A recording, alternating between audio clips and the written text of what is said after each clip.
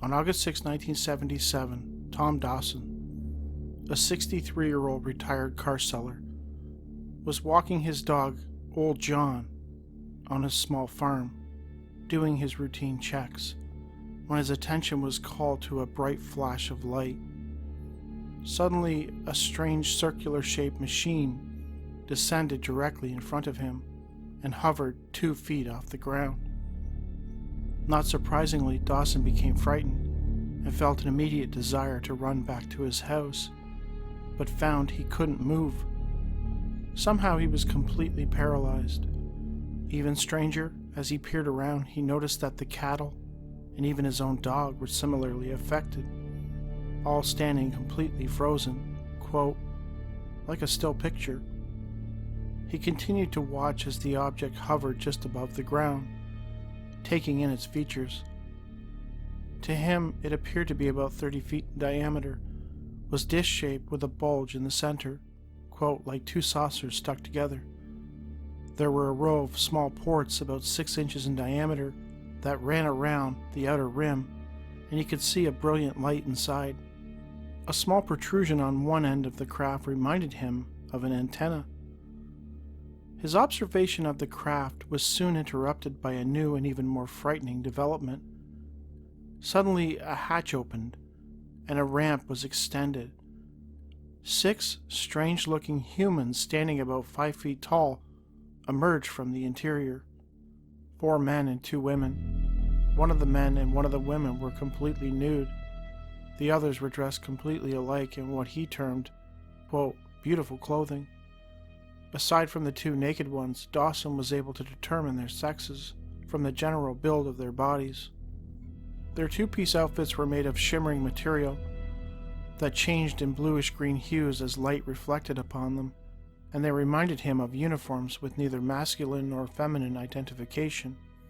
Their shoes, different from their uniforms, seemed to be made of a silk material, and the toes of the shoes turned upward. Their skin was white as flour sacks, their noses were sharp and turned up, they had pointed ears, and their heads were sitting right on their shoulders, no necks, Dawson noted. The first one, appearing to be the leader, had stepped onto the ground as though testing its solidity, and then motioned to the others to follow.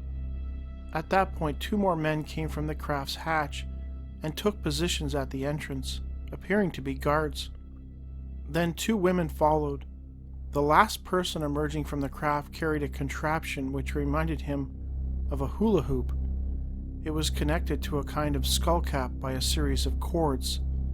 The hoop contained dials from which they took readings after placing the cap on Dawson's head. At the same time, Dawson could only watch in horror as the visitors pulled down his trousers and lifted his shirt over his head, passing the hoop up and down his body. He began to understand that they were performing some kind of examination on him, and sensed that they were somehow reading his mind. They next attached small suction cup devices like rubber and of a bright orange color to various parts of his body from his legs upward to his chest. Throughout the bizarre examination, Dawson claims that he felt no pain. In fact, after they put the skull cap on him, he lost most of his fear, almost as if he had been given a tranquilizer. At that point, an even stranger development occurred. Just as the visitors jerked the skull cap from his head, Dawson began to hear a loud voice emanating from the interior of the ship. He could make out the words somewhat clearly, a panicked voice screaming for help. It kept saying, "I am Jimmy Hoffa. I am Jimmy Hoffa. Won't somebody help me? I am Jimmy Hoffa. I am..." A 4th try at shouting his name was cut off, and the voice was silenced, as though somebody had placed a hand over the victim's mouth.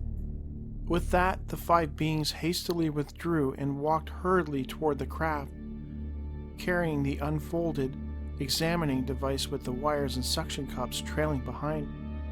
Then they huddled into a tight group, now and then turning their heads and looking at Tom's direction. Once they had removed the cap, his fear once again returned, and he became even more apprehensive as he sensed they were deciding whether or not they should take him. As they chatted, he could hear their voices, which he described as, quote, very high and shrill. While he did not understand their language, he was able to make out one distinct word, Jupiter. Ultimately, they decided against taking him. They broke up their huddle and made for their ship. They seemed to half leap and half float upward into the hatch of the machine. The object began slowly moving upward at an angle until it was about 75 feet in altitude, when it just vanished, quote, with a wink. Dawson soon found that he could move again. As he began to hastily redress himself, he noted that the cattle were also moving again, and his dog, Old John, was barking wildly and running in a circle around the landing spot. Investigators spoke with Linda Colby, Dawson's next-door neighbor, to whose house he ran to after the encounter. Miss Colby insisted that when he arrived, he tried to relate his experience but was, quote, too excited to talk. It took him a few minutes to recover his composure, at which point he led her to the spot where the event took place. Colby noted that she could not discern any markings on the ground, though she was willing to testify to the reputation of Tom Dawson. She described him as a sober, hard-working man who attended church regularly and who refrained from using alcohol or drugs of any kind. He didn't even smoke. He says it happened to him, and I believe him, she told investigators. Interestingly, things would take an even more bizarre turn, not only for Tom Dawson, but his neighbor as well. Soon after the experience, both Dawson and Colby were visited by a small group of people who identified themselves as UFO investigators. This group included men and women. They spoke with Dawson and Colby, wanting to know the details of that evening. Afterwards, they went to the location of the landing and conducted, from what Colby could tell, a very thorough examination. Colby recalled that they had identified themselves as being with MUFOC, M-U-F-O-C, and she had actually written it down in expectation of reaching out to them at a later point. The investigators looking into the Tom Dawson case thought Colby may have confused the group's name with the more famous MUFON, but she was certain of the last initial. She even deduced that it must represent a group known as the Macon UFO Club, since one of them told her he was from Macon County, Georgia. Colby further noted that they took samples of the soil and made radiation readings, but reported to her that they found nothing unusual, though they did suggest that they would conduct further investigations on the ground samples at their facility. No members of the group wore uniforms, and Colby presumed that they were from a civilian club, though they did not appear to her to be native Georgians. To Colby, they all had uniform, quote, olive-colored skin, and appeared, quote, foreign, possibly Mexican. Neither Dawson nor Colby ever heard from them again, and apparently the organization MUFOC, or the Macon UFO Club, did not exist. Whomever these people were, they were not with any known UFO group operating in the area, and their findings with regard to the ground samples and readings were never made public. Tom Dawson's alien encounter is not unlike so many others reported in the past 100 years. What makes it stand out to myself and the investigators at the time was not what happened to Dawson on that evening, but what he overheard. A male voice coming from inside the craft insisting that they were Jimmy Hoffa, pleading for help. Curiously, on July 30th, 1975, union boss Jimmy Hoffa disappeared from a restaurant in suburban Detroit under circumstances that have never been fully determined. He was an important figure, and his disappearance was prominent in the news. In fact, more than $1 million in manpower and other resources were expended in the search for Hoffa, which turned up nothing. Dawson himself acknowledged that he was familiar with the news reports detailing the disappearance of Jimmy Hoffa, and had heard his voice, but was uncertain, given the passage of time, if the voice he heard that night was indeed the Teamster boss. He could not describe the voice emanating from the craft other than it being of average tone, though somewhat raised and pleading. Investigators noted that while they cannot prove that Dawson heard the voice of Jimmy Hoffa that night, they do find it interesting that the beings seemed to react to it.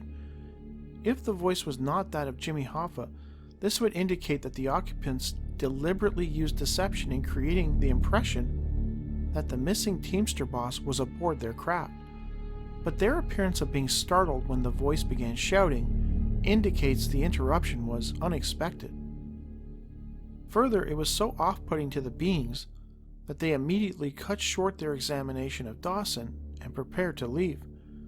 Gray Barker, who wrote of the case for the UFO Review, noted, "It is possible that the members of MUFOC, an apparent civilian group that may have been from Macon County, Georgia, did collect meaningful evidence while traces were fresh, but inquiries have failed to disclose any such organization in that area." Miss Colby's description of the visitors as, quote, foreign-looking also raises suspicions that they may not have been whom they claimed to be. Tom Dawson himself told investigators that he had never spoken to the police about the incident and only called the newspaper because he was hoping they could help him explain what he saw and heard on that evening. Due to ridicule from people in the community, Dawson rarely spoke of the incident and wished that it never happened, and that everyone would just forget about it.